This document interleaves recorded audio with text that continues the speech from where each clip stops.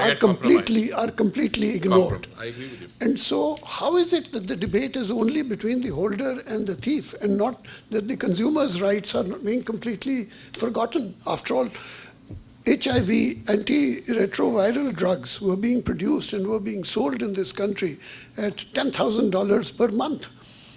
And India was able to produce them at less than $100 per month. And surely, as a consumer, you would want to buy from the cheapest source, patent or no patent. What is your view about I totally agree with you, but Ambassador, we lost that battle. When you were Ambassador of Pakistan and I was a fonctionnaire, as they used to call us, we allowed the West to manipulate the intellectual property debate in the trading area, and they got that TRIPS agreement. But it was such a bad agreement that there was bound to be a natural and a strong reaction to that agreement. I think the Ambassador has outlined it very well for you. Let me just for those of you who are not familiar with the debate, what should be the balance between, as the Ambassador says, those who produce innovation and creativity and the public good, the consumer and the other? What should be the balance? Well, from my point of view as a traditional Indian student of intellectual property, I would say there has to be a balance. You have to reward the creator by giving him some return on the patent, but it should have a limited duration, after which it should go into the public domain. But what this agreement has done is it has completely increased the canvas for protection to take it away from patents, copyright to new areas, and it has enlarged the duration, etc. It has made it one-sided. Now, there was going to be a reaction. That reaction took place when they wanted to have X out for pharmaceuticals. I must say, I'm very proud of this, that I ran into this gentleman who owns this company you mentioned in a cocktail party or a dinner in London when I was Deputy High Commissioner. And he was very exercised about intellectual property. So I told him, I don't know whether I was the first to tell him, but he has, I know, acknowledged somewhere that I was one of the first to give him the idea. I said, why don't you do one thing? You go and do what the West has been doing everywhere. You go to Africa and tell the African governments that cocktail which costs, what, $10,000, I'll supply it to you for $100. I said, go and do it. And you won't lose any money, I know that. I mean, anybody who knows with the pharmaceutical industry knows billions of dollars are spent before you do clinical trials and get the drug on. Then you've got to get FDA approval. But once you get FDA approval, and if it's a miracle drug, like, all these things, we have my doctor friends here, then they rake it in. But once it's there, and there's a lot of, how do you put it, in this generics, there's a lot of, you don't need to, once you've got the product there, you can sell it. But he did it, and it worked. Now people like Brazil broke the patent because they said there was a public good. They broke the patent and asked for a tender to be floated, and Indian companies. This was a horrible chapter in our negotiating history, and I think many of us collectively, I was certainly writing about it then, but I wasn't important enough. But I think some more people should have stood up and opposed it, because if you have a choice with a person dying who needs this at a lower price, and you say, no, intellectual property can't be broken, surely we are all humane enough to say, forget the patent, give it to them. And that's what happened. But I'm glad we got that one by and large right, but there's a lot of it. Pharmaceutical companies, like tobacco companies, like other, represent what I call big economic interest. The amount of clout that they can bring on manipulating the press, etc. You can have the world press say that something is harmful, they can make out a very good case for tobacco consumption. Well, that's the power of, through media, through films, etc. But I agree with you, but I'm afraid we lost it then. Now we are clawing back piece by piece. Thank you very much. I hand you over to the director for questions from the floor. Thank you, Ambassador. We have a mobile microphone, 2 mobile microphones. So if you'd like to ask the ambassador a question, raise your hand. And I would ask those of you who are raising your hands to keep your hands raised, even if I don't call on you.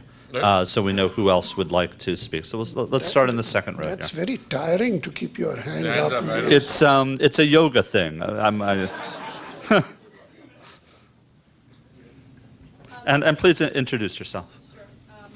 I'm Meena Murugappan from India. I am actually an NRI, non-residential Indian. And I think wherever I've been to in the world, I've always seen Indians there. We're all over the place. And I want to know how India is capitalizing on this. I mean, we have a lot of foreign currency going into India. For example, my father has a bank account in many Indian banks. So NRIs are definitely contributing to the Indian economy. But how is the Indian government making use of this, of NRIs, of the money we send in? How is this benefiting India? Thank you. First of all, I want to give you a frank answer. But I also want to start with the qualification that I'm not the guy who deals with these issues. I mean, it should be either a consul general or an ambassador in Washington, because they deal with issues of this kind. First of all, I think the government of India values non-resident Indians. For that reason, every year, I think 9th January, they have what is called Pravasi Bharatiya Divas. They call Indians who've done well, they honor them, etc. It's an old debate. Who does more? The NRIs do more for India, or India does more for the NRIs? It's a mug's game. Never get involved in that discussion. Because I once had a very heated congregation of my community in London, not attack me, but being very critical. What have you done? We've done so much for the country.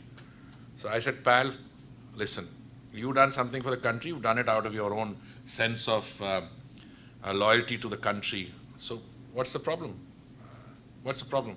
They haven't done this. I said, what is it that you want? We send so much money. I said, you send money to your, in Punjabi we call it pinned in this thing, you send it to parents. What have you done for, what is the relationship? So it got into an ugly discussion. Look, let's be clear. Why are Indians everywhere? The answer is very simple. We are 1/6 of humanity.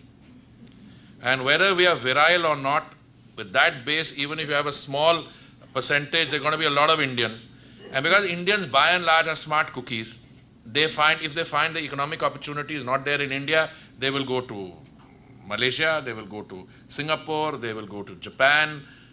Most likely they come to English-speaking countries. And that's why you see more of them here. Not Indians, Pakistanis, exactly the same. Bangladesh, exactly the same. There's an entrepreneurial DNA there, okay? Now, after you come here, please, my advice to you is identify yourself with the country that you are living in. Because I am very reassured in the knowledge that if you are an American citizen, be a good American.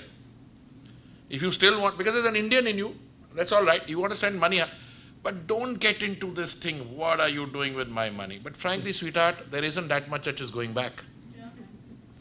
India is $1 trillion economy, so if you look at what is coming on remittances, it ain't coming from the rich guys like you. When India actually was in a trouble, the money came from those poor workers in the Gulf. It didn't come from the rich. So I don't want to get into that discussion. So I've given you a very blunt answer. People send money because they want to send money. They want to buy property.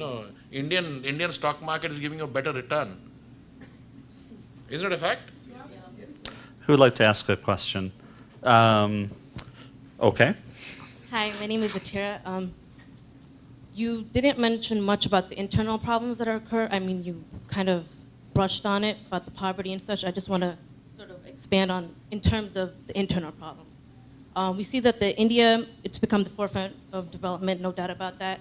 The forefront of development. Forefront of development. It's becoming, yeah.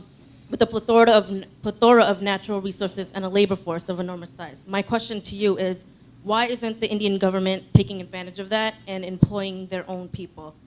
For example, there's a lot of capitation fees that are in place that limit the Indian people, intellectuals, people that are growing up in India, preventing them from getting a job because these capitation fees in which citizens and even NRIs, if we come back to the country and we want to get a job, we have to dish out lakhs of rupees in order to get a job.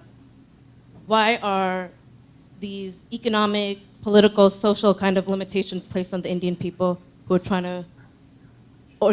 trying to sort of